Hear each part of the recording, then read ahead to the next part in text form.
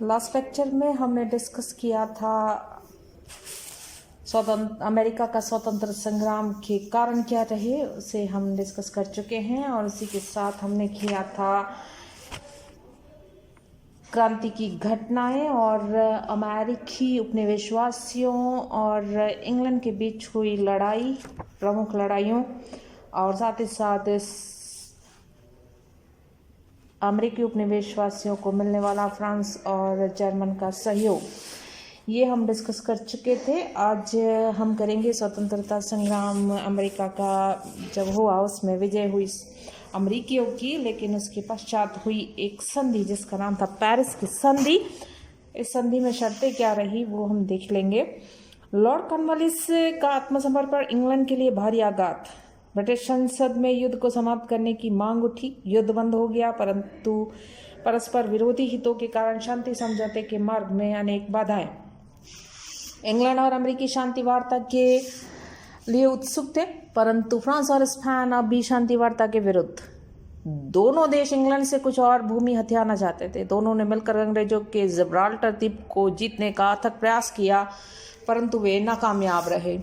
1782 ईस्वी तक अमेरिका प्रतीक्षा करता रहा, परंतु अब उन्हें स्पष्ट हो गया कि फ्रांस को उनके हितों की तुलना में स्पेन के हितों की अधिक चिंता है। वस्तुतः फ्रांस चाहता था कि पश्चिम क्षेत्र में स्पेन को दे दिया जाए, और न तो इंग्लैंड और न ही अमेरिका यह चाहता था कि अमेरिका में फिर कोई नया फ्रांसीसी अथवा स्पेनिश साम्राज्य स्थापित हो। अतः इंग्लैंड और अमेरिका के बीच गुप्त वार्ताएं शुरू, और इस नए गठजोड़ से फ्रांस घबराया। अप्रैल 1782 ईस्वी में उसने शांति वार्ता की स्वीकृति प्रदान कर दी, और शांति वार्ता लंबे समय तक चलती रही, और अंत में 3 सितंबर 1783 ईस्वी को पेरिस की संधि पर हस्ताक्षर हुए। पेरिस की संधि के अनुसार इंग्लैंड ने अपने अभूतपूर्व 13 अमेरिकी उपनिवेशों की स्वाधीनता को मान्यता दे दी, और उपनिवेशों को स्वतंत्रता और संप्रभुता का स्वीकार इंग्लैंड ने किया। नए एक संयुक्त राज्य की सीमा भी निर्धारित कर दी गई, और उसे पूर्व में अटलांटिक महासागर के तट से पश्चिमी में मिसिसिपी नदी तक, और उत्तर में कनाडा से दक्षिण में पूर्वी और पश्चिमी फ्लोरिडा तक का चिर अभिलक्षित क्षेत्र दिया गया। संयुक्त राज्य की ये सीमाएं आज भी उसी रूप में मान्य हैं। अमेरिकी मछुआरों को न्यूफाउंडलैंड के तट और लॉरेंस की खाड़ी में मछली पकड़ने की पूर्ववत छूट बनी रही। इसके बदले में अमेरिकी कांग्रेस ने ब्रिटेन की एक बड़ी चिंता दूर करने का आश्वासन दिया। यह चिंता थी अमेरिका में रहने वाले हजारों राजभक्तों की, जिन्होंने इस संघर्ष में इंग्लैंड का साथ दिया। युद्ध के दिनों में इन लोगों को बहुत सी कठिनाइयां सहन करनी पड़ी। उनके खेत छीन लिए गए, धन दौलत और घर बार से हाथ धोना पड़ा। लोग उन्हें टूरिस्ट कहकर अपमानित करते थे। ब्रिटिश सरकार चाहती थी कि उन लोगों को उनके खेत और धन संपत्ति वापस कर दिए जाएं, और कांग्रेस ने सभी राज्यों से टूरिस्ट के अधिकारों की सुरक्षा और उनकी संपत्ति की वापसी की सिफारिश भी कर डाली, और आश्वासन दिया गया। परंतु उन लोगों को कम ही लाभ पहुंचा जो अपना घर बार या धन दौलत गंवा चुके थे। इस पूरे संग्राम के अंदर अमेरिकी उपनिवेशों की विजय हुई, लेकिन अंग्रेजों की हार क्यों हुई, इसके पीछे के कारण क्या थे, हम वो देखें तो अमेरिका का स्वतंत्र संघर्ष जब शुरू हुआ तो उपनिवेशवासियों की स्थिति बहुत ज़्यादा अच्छी नहीं कही जा सकती तुलनात्मक अंग्रेजों के। उस समय में कहीं ये सोच भी नहीं सकता था कि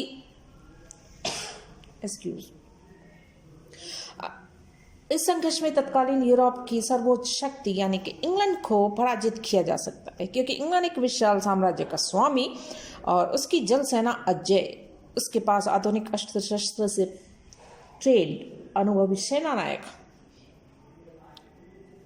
उपनिवेशों में भी उसके पास ट्रेंड एक आर्मी थी, और साथ ही साथ सेना नायक भी अनुभवी थे।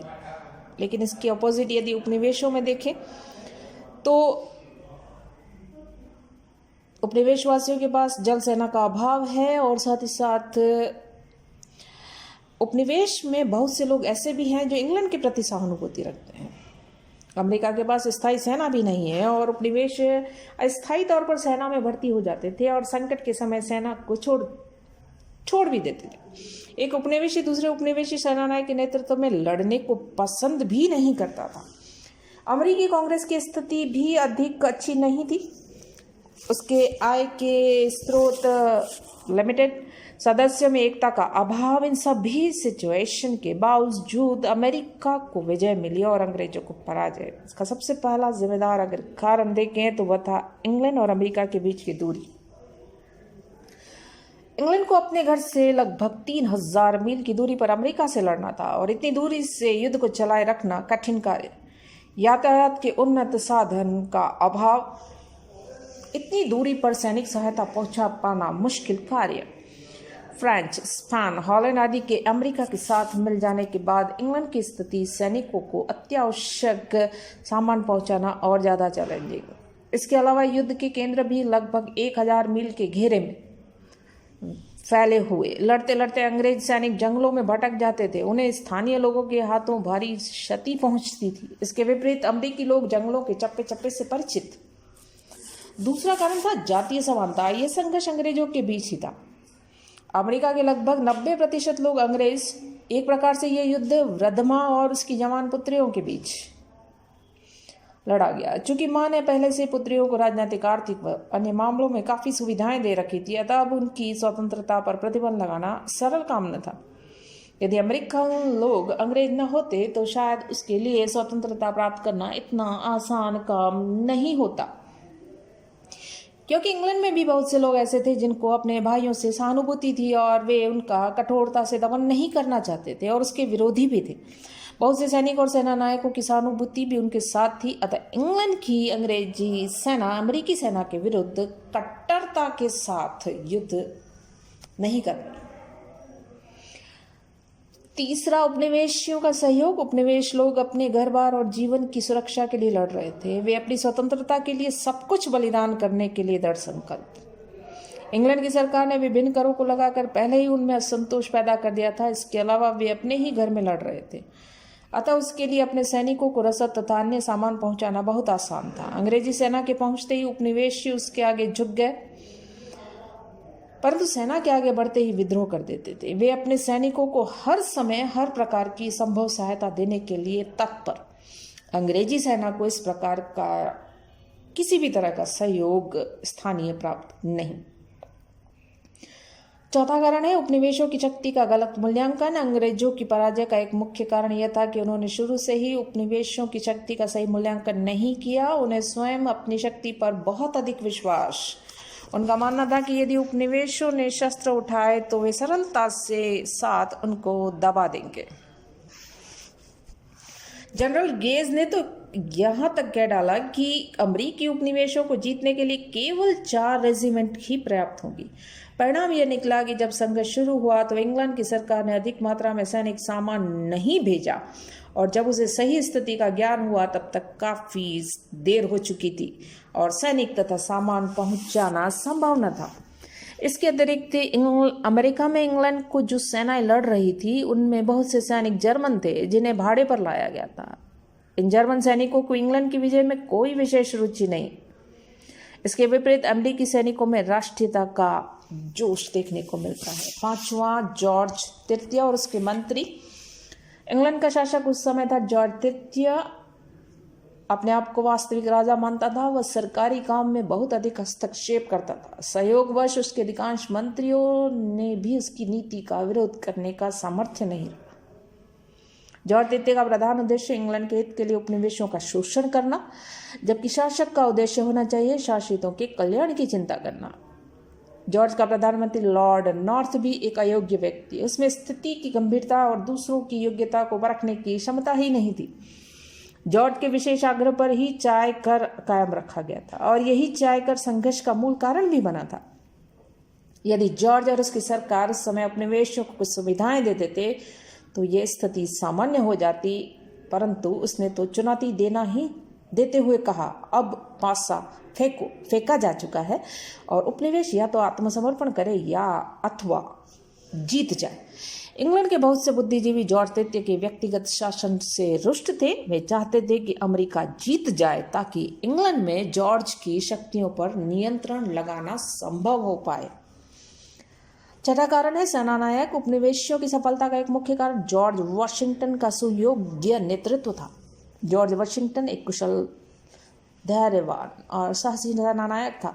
उसने किसानों तथा मजदूरों को ट्रेन किया था और एक अच्छी सेना खड़ी कर दी और उसका संगठन शक्ति का अच्छा परिचय दिया। युद्ध के बुरे दिनों में भी उसने अपने और सैनिकों में आत्मविश्वास की कमी नहीं आने दी। इसके विपरीत अंग्रेज सेनानायकों में बहुत सी कमियां थी। इंग्लैंड का युद्ध मंत्री लॉर्ड जर्मेन एक अयोग्य व्यक्ति, उसने बस्तियों तथा युद्ध के मैदान से आने वाले पत्रों को शायद ही कभी पढ़ा हो और बिना पढ़े ही अपनी इच्छा अनुसार नए नए आदेश भिजवाता रहता। परिणाम ये रहा कि घटनास्थल पर काम करने वाले सैन्य अधिकारी कभी भी ठीक से काम नहीं कर पाए, अन्यथा अमेरिका में अंग्रेजी सेना की यह दुर्गति कभी न होती। सर विलियम जैसे सुस्त सेनानायकों के कारण अंग्रेजी सेना को कई बार सुअवसरों को खोना पड़ा था। उपनिवेशों के किसी भी अंग्रेज गवर्नर ने भी इस अवसर पर योग्यता का परिचय नहीं दिया। सातवां कारण देखें तो अन्य राष्ट्र का सहयोग। सप्तवर्षीय युद्ध के घाव फ्रांस को लगे हुए, उसकी टिस अब भी शेष। इंग्लैंड से अपने अपमान का बदला लेने के लिए तैयार। फ्रांस का मानना था कि यदि उपनिवेशों को अन्य राष्ट्रों का सहयोग मिल जाए तो ये संघर्ष काफी लंबा चलाया जा सकता है और इंग्लैंड को काफी नुकसान देना संभव हो पाएगा और उसके हाथों अमेरिकी उपनिवेश निकल जाए। अतः फ्रांस ने उपनिवेशों को सहायता देने का निश्चय कर लिया, परंतु संघर्ष के प्रारंभिक वर्षों में वह खुल्लम-खुल्ला सैनिक सहायता न देकर गुप्त रूप से धन सामान भेजता रहा।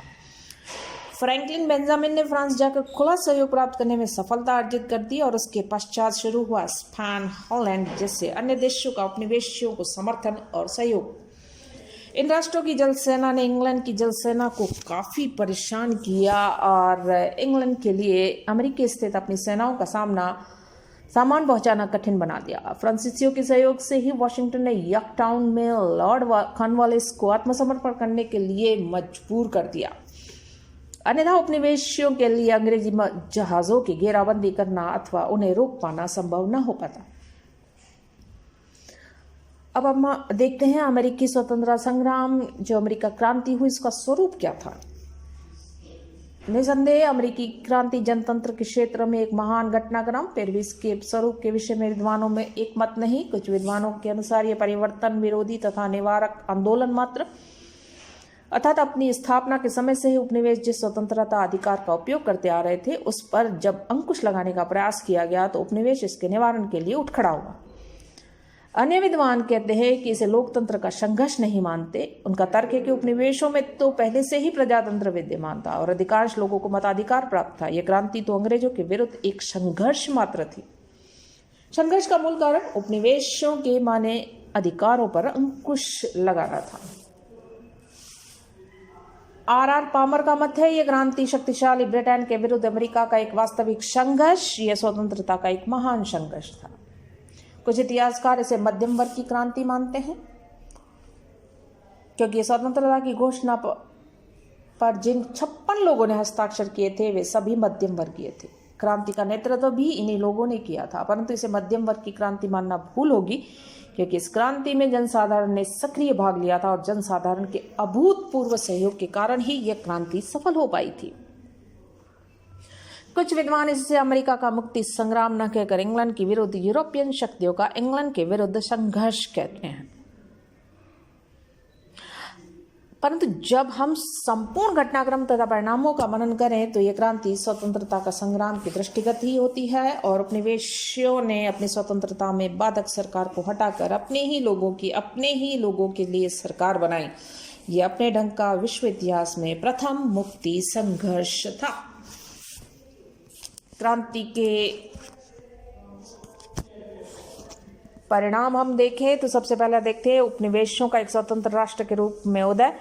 क्रांति के पूर्व अमेरिका के 13 उपनिवेश ब्रिटिश शासन के अंतर्गत, उनमें आपसी एकता, राष्ट्रीयता का अभाव, परंतु क्रांति की सफलता ने 13 उपनिवेशों को एक स्वतंत्र राष्ट्र में परिवर्तित कर दिया और अनेक यूरोपियन देशों ने इंग्लैंड सहित स्वतंत्रता को उसकी मान्यता दी और इस प्रकार एक स्वतंत्र राष्ट्र का उदय हुआ। दूसरा देखिए, धर्मनिरपेक्ष राज्य की स्थापना। लिखित संविधान में अनेक विशेषताएं हैं। प्रत्येक व्यक्ति को स्वतंत्रता का अधिकार दिया गया, परंतु मुख्य विशेषता धर्मनिरपेक्ष राज्य की स्थापना है। धर्म को राज्य से अलग रखा गया, जबकि क्रांति के पूर्व राज्य का धर्म से घनिष्ठ संबंध होता था। अब धर्म को मनुष्य का व्यक्तिगत कार्य समझा गया, किसी धर्म को राजधर्म नहीं बनाया गया और प्रत्येक व्यक्ति को अपनी रुचि के अनुसार उपासना की स्वतंत्रता प्रदान की गई। तीसरा, वाणिज्यवादी सिद्धांत का परित्याग। इतिहासकार एप्पल का मानना है कि उपनिवेशों के हाथ से निकल जाने से वाणिज्य सिद्धांत मर्केंटाइल थ्योरी का अंत हो गया और उसके स्थान पर एक नई नीति का विकास हुआ। वाणिज्यवादी सिद्धांत के अनुसार वही देश सबसे अधिक समृद्ध और शक्तिशाली समझा जाता है जिसके पास मुद्रा के रूप में अधिक सोना और चांदी हो। जो देश आयात की अपेक्षा निर्यात अधिक करता था, उसके बाद स्वाभाविक रूप से सोने चांदी का भंडार बढ़ता जाता था। चूंकि सभी देश ऐसा ही चाहते थे, अतः उसमें आपसी प्रतिस्पर्धा बढ़ती गई। अब तक जो युद्ध लड़े गए थे उसके मूल में वाणिज्यवादी सिद्धांत ही थे। इन सिद्धांतों में बस्तियों का विशेष महत्व था। मात्र देश ये मानते थे कि बस्तियों को तैयार माल खरीदने तथा कच्चा माल देने के लिए विवश किया जाना चाहिए। दूसरे शब्दों में बस्तियों का आर्थिक शोषण करना ही मुख्य थे। उपनिवेशों के छिन जाने के बाद बहुत से लोगों का मानना था कि इससे इंग्लैंड के व्यापार वाणिज्य को जबरदस्त धक्का लगेगा, परंतु जब कुछ वर्षों बाद इंग्लैंड और संयुक्त राज्य अमेरिका में पहले से भी कहीं अधिक व्यापार होने लगा तो अधिकांश देशों का वाणिज्य सिद्धांत से मोह भंग हो गया और स्वयं इंग्लैंड ने भी इस नीति का परित्याग कर दिया। फोर्थ परिणाम देखें तो अन्य उपनिवेशों के प्रति इंग्लैंड की नीति में परिवर्तन। अमेरिकन उपनिवेश के हाथ से निकल गए जाने से इंग्लैंड को अपनी अन्य बस्तियों को बचाने की चिंता लगी और इंग्लैंड के नेताओं ने यह स्पष्ट रूप से अनुभव किया कि शेष बस्तियों को अपने अधीन रखना है तो उन्हें बस्तियों को शोषण से की नीति को छोड़ना होगा। अतः इंग्लैंड को अपने उपनिवेश के प्रति नीति बदली और इस परिवर्तन नीति के आधार पर British Commonwealth of nation, British राष्ट्रमंडल का जन्म होना संभव हो पाया। पांचवा परिणाम, इंग्लैंड के सामने नई समस्याएं। क्रांति की सफलता के पश्चात इंग्लैंड को नई समस्याओं का सामना करना पड़ा। अमेरिकी उपनिवेशों में आबाद हजारों राजभक्त अंग्रेजों ने नए संयुक्त राज्य अमेरिका में रहने उचित नहीं समझा और वे अपने परिवार सहित कनाडा में जा बसे। इससे इंग्लैंड के सामने एक नवीन समस्या उत्पन्न हुई क्योंकि कनाडा में फ्रांसीसियों की संख्या अधिक थी, अतः जातीय संघर्ष उत्पन्न होने का भय पैदा हुआ। इसके अलावा इंग्लैंड को एक अन्य समस्या का सामना करना पड़ा। अब तक वह अपने अपराधियों को अमेरिका में निर्वासित कर देता था, पर अब इस काम के लिए उसे ऑस्ट्रेलिया तथा न्यूजीलैंड को चुना। परिणामतः इन दोनों देशों का भी तेजी से साथ विकास होने लगा। सिक्स्थ आता है परिणाम, जॉर्ज तृतीय के व्यक्तिगत शासन का अंत। अमेरिका की क्रांति के परिणाम स्वरूप इंग्लैंड में सम्राट तृतीय के व्यक्तिगत शासन का अंत हुआ। प्रधानमंत्री लॉर्ड नॉर्थ को अपना पद छोड़ना पड़ा और सारे देश में उन दोनों की निंदा हुई। इंग्लैंड की सफलता के लिए दोनों को उत्तरदायी माना गया और जॉर्ज तृतीय के पूर्व इंग्लैंड में वैधानिक शासन काफी प्रगति पर था, परंतु जॉर्ज ने कुछ सफलताओं के बाद भूतपूर्व राजाओं द्वारा खोए गए अधिकारों को पुनः प्राप्त कर लिया था। उपनिवेशों के हाथ से निकल जाने पर पुनः स्थिति बदली। संसद में राजा के अधिकारों को कम करने की जोरदार मांग उठी। परिणाम ये रहा कि राजा की शक्तियों पर अंकुश लग गया और छोटे पिट के लिए रास्ता साफ हो गया, जिसने कैबिनेट की शक्ति को पुनः स्थापित किया और अमेरिका का मुक्ति संघर्ष ने ब्रिटिश संविधान की रक्षा की और साथ ही साथ राजा की शक्तियों को नियंत्रण में कर दिया। सातवां देखिए परिणाम, आयरलैंड पर प्रभाव। अमेरिका की क्रांति का आयरलैंड पर भी प्रभाव देखने को मिलता है। फिलाडेल्फिया कांग्रेस की नकल करते हुए आयरिश लोगों ने भी इंग्लैंड से मुक्त होने का उपाय खोजने के लिए डुनगैनन एक कन्वेंशन बुलाई, ब्रिटिश सरकार के सामने अपना मांग पत्र पेश किया। आयरिश लोग भी व्यापारिक प्रतिबंधों का अंत और स्वतंत्र आयरिश संसद की स्थापना करना चाहते थे। इंग्लैंड ने उनकी मांगों को सहानुभूति से विचार किया और 1780 ईस्वी में वहां के वाणिज्य कानून को समाप्त किया गया। 1782 ईस्वी में फॉइंग अधिनियम समाप्त कर दिया गया और इससे आयरिश लोगों का आर्थिक क्षेत्र में काफी हद तक स्वतंत्रता मिली। व्यवस्थापिका को भी स्वतंत्रता मिल गई और इस प्रकार आयरिश जनतंत्र का मार्ग प्रशस्त हुआ। नेक्स्ट आता है फ्रांस पर प्रभाव। अमेरिका के स्वतंत्रता संघर्ष ने फ्रांस की अत्यधिक प्रभावित किया। सप्तवर्षीय युद्ध 1757 से लेकर 63, फ्रांस की पराजय उसकी आर्थिक स्थिति को खराब किया। अमेरिका के स्वतंत्र संघर्ष में भी भारी खर्चा का वहन, बदले में उसे कुछ प्राप्त नहीं हुआ। कट्टर शत्रु इंग्लैंड को हराने में भी वह अहम और शांति मिली, उसकी प्रतिष्ठा भी बढ़ी, परंतु युद्ध के व्यय ने उसकी आर्थिक स्थिति को दयनीय बनाया। और इसी से शुरू हुआ फ्रांस में क्रांति का श्री गणेश। फ्रांस के हजारों सैनिकों और स्वयंसेवकों ने उपनिवेशियों के साथ मिलकर आज़ादी की लड़ाई में भाग लिया था। उन्हें मालूम हुआ कि उपनिवेश अपने राजनीतिक अधिकारों के लिए इंग्लैंड के निरंकुश शासन व शोषण के विरुद्ध किस प्रकार संगठित होकर लड़ रहे हैं।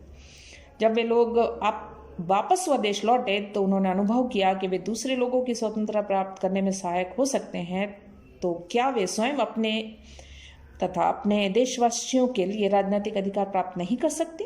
बहुत बड़ा क्वेश्चन। क्या वे अपने देश को निरंकुश शासन से मुक्ति नहीं दिलवा सकते? इस प्रकार के विचारों ने उनके दिमाग में क्रांति मचा दी, और जब फ्रांस में क्रांति की शुरुआत हुई तो उन लोगों ने क्रांति को सफल बनाने में एक महत्वपूर्ण भूमिका अदा की, और इस प्रकार अमेरिकी क्रांति ने फ्रांस क्रांति का मार्ग भी प्रशस्त किया। अमेरिकन स्वतंत्रता संग्राम या अमेरिकी क्रांति का महत्व देखें तो विश्व इतिहास में अमेरिकी स्वतंत्रता संग्राम का एक महत्वपूर्ण स्थान। लगभग 8 वर्षों तक लड़े गए इस संघर्ष का सामरिक दृष्टि से विशेष महत्व नहीं, क्योंकि दोनों ही पक्षों ने संघर्ष में अधिक स्फूर्ति युद्ध कौशल का परिचय नहीं दिया। परंतु यदि राजनीतिक दृष्टि से संघर्ष को देखें तो अत्यधिक महत्वपूर्ण स्थान रखता है, क्योंकि इंग्लैंड के निरंकुश औपनिवेशिक शासन के विरुद्ध अमेरिकन जनता की एक शानदार विजय है और जनशक्ति की जीत। यदि इंग्लैंड ने प्रतिनिधित्वात्मक प्रथा को जन्म दिया था तो अमेरिका की क्रांति के परिणामस्वरूप जनतंत्रात्मक प्रथा का जन्म हुआ था, जिसमें पहली बार सर्वसाधारण को मताधिकार प्राप्त हुआ। पहली बार सही अर्थों में आधुनिक ढंग से प्रजातंत्र की स्थापना। अमेरिका की क्रांति से दूसरे देशों को भी प्रेरणा मिलती रही और अमेरिकी स्वतंत्रता संघर्ष उनके लिए एक प्रेरणादायक आदर्श बन गया। निरंकुश और साम्राज्यवाद की शिकार जनता को एक नया सहारा मिला। आयरलैंड और फ्रांस के लोगों इससे विशेष प्रेरणा प्राप्त की, और फ्रांसीसी क्रांति के मुख्य सिद्धांत स्वतंत्रता, समानता, बंधुत्व का मूल अमेरिकी संघर्ष में ही निहित है। इस संघर्ष से प्रेरणा पाकर दक्षिण अमेरिका के लोग भी स्पेन और पुर्तगाल के शासन से मुक्त होने में सफल हो पाए। अमेरिका के कुछ सिद्धांतों ने तो सारे संसार को प्रभावित किया। संघात्मक शासन पद्धति का प्रयोग एवं विकास भी इसी क्रांति की देन है। लिखित संविधान का व्यवहार और धर्म तथा शासन का अलगाव इसी क्रांति की विशेषता। शक्ति विभाजन का सिद्धांत भी अमेरिका के संविधान ने ही संसार के राजनीतिज्ञों तथा राष्ट्रों के सामने प्रस्तुत किया था। इससे समूचे संसार को लगा था कि अब एक महत्वपूर्ण परिवर्तन के युग में प्रवेश कर रहा है विश्व। अमेरिका की क्रांति के परिणाम स्वरूप ही इंग्लैंड की पुरानी औपनिवेशिक नीति और वाणिज्यवादी सिद्धांतों में महान परिवर्तन लाया गया और राजा के व्यक्तिगत अधिकारों पर अंकुश लगा तथा कैबिनेट प्रथा का पुनः विकास हुआ। इस प्रकार देखा जाए तो प्रजातंत्र के विकास में अमेरिकन क्रांति का विशेष स्थान है और इसीलिए इसे एक युगांतरकारी घटना माना जाता है।